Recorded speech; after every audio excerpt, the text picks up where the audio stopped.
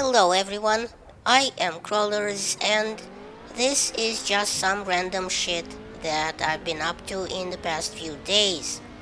I don't remember if I said this before, but I chucked my 10-year-old Logitech NASCAR wheel in the rubbish bin and bought myself a genuine state-of-the-art G27 wheel and pedals obviously and the 8 shifter. So here's what my setup looks like right now.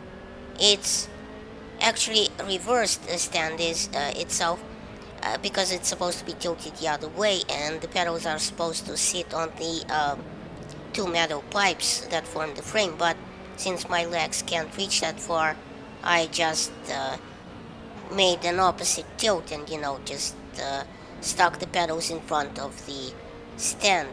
And obviously I'm enjoying myself driving a stick shift immensely. Oh, and speaking of stick shift, I noticed that people mod their game gear shifters on the G27 a bit because when you shift overzealously, which is like all the time in a race, you literally bash the plastic side of the gear shifter case with the actual shift, shaft, gear shaft thing, and over time it can even crack. So what I did was I bought some self-adhesive Velcro strips in Home Depot or Dome Depot as I call it now in reference to the Simpsons movie, and just used it on just used the soft side of it of the Velcro to just create a barrier around the gear shifter. Just took apart the gear shift case as you can see right here and stuck the Velcro around on the four sides of the case, of the shifter case, and I didn't even unplug it to work on it because, Russian. Oh, and for comparison, I made a short recording with sound before I actually stuck on the second Velcro on the other side of the gear shift. And here's why I did it. On the one side it has Velcro and on the other side it doesn't.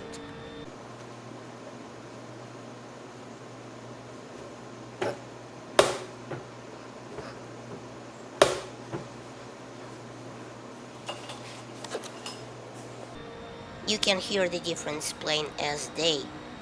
Also, when I was putting it all back together again, I stuck a small rubber washer onto the gear shifter shaft to hold the leatherette covering from riding up during shifting. And I did this because when the cover rides up on the shaft all the way to the top and then you shift forward or backward stretching it to its limits, it can tear.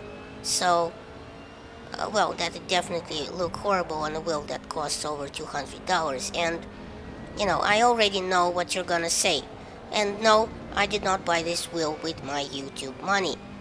If I just used my YouTube money, I probably barely could have afforded a fifth of the wheel, maybe. So let's just leave my YouTube money out of this. But actually, the main reason I went to take apart the wheel was because after buying it, the thing, the only one thing I didn't really count on was how heavy the brake pedal is. Now, obviously, it's supposed to be very heavy, just as the accelerator is supposed to be very light, but for me and my weak legs, it was just too much, to be honest. And after a couple of laps, at the likes of Nürburgring, I was just beat, and I was seriously tired and was in pain the next day. So what I did was I went to Reddit to r sim racing and told my story. I said, how difficult it is for me to work the brake pedal over time, and I asked if there was a softer spring mod I could buy somewhere and that I could replace the default spring with, because I knew they make mods for the pedals, but all I saw online was the even heavier spring mods for people that really want to feel the brake. But obviously there are different they were different cases, so I didn't need that. Uh, what surprised me and knocked me on my ass basically was that a user called Interflop volunteered to send me his spare clutch pedal spring, which is somewhat softer, so I could, replace it with the brake pedal spring. I mean, this essentially proves that there is, all is not lost for humankind.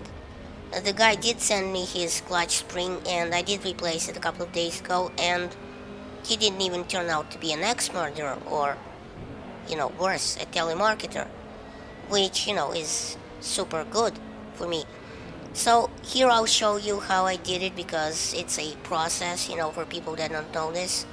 And I made pictures along the way with every step, so here we go.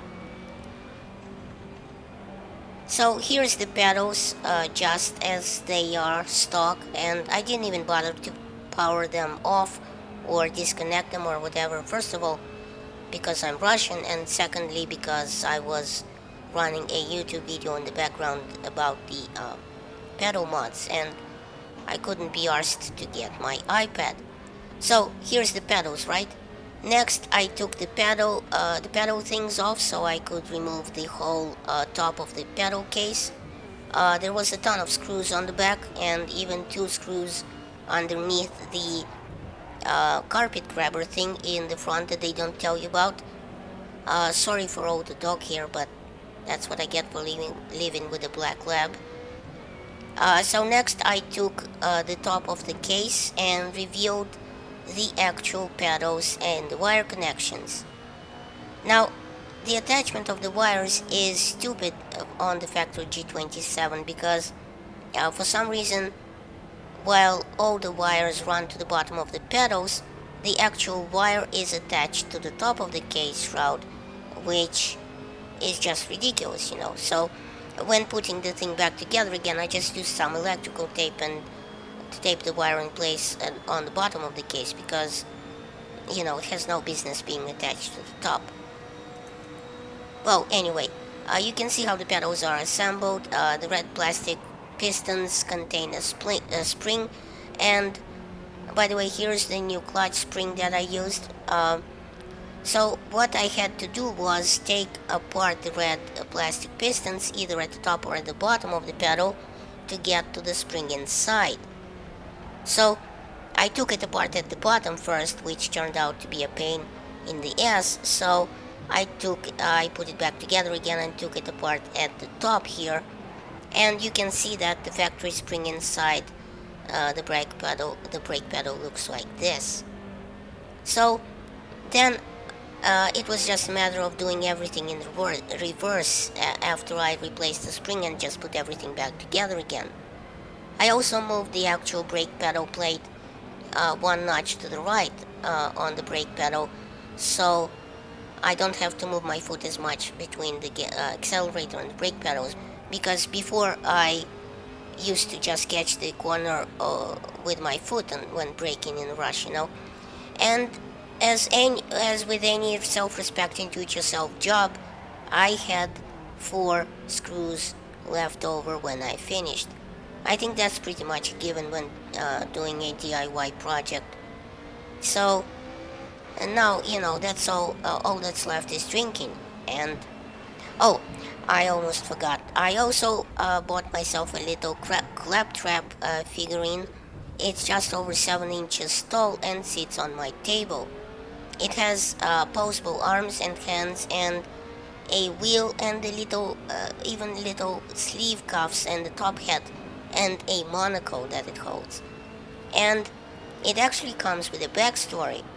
Quote, this claptrap prototype, colloquially known as the gentleman collar, was designed to fit in at high society parties on the central planets.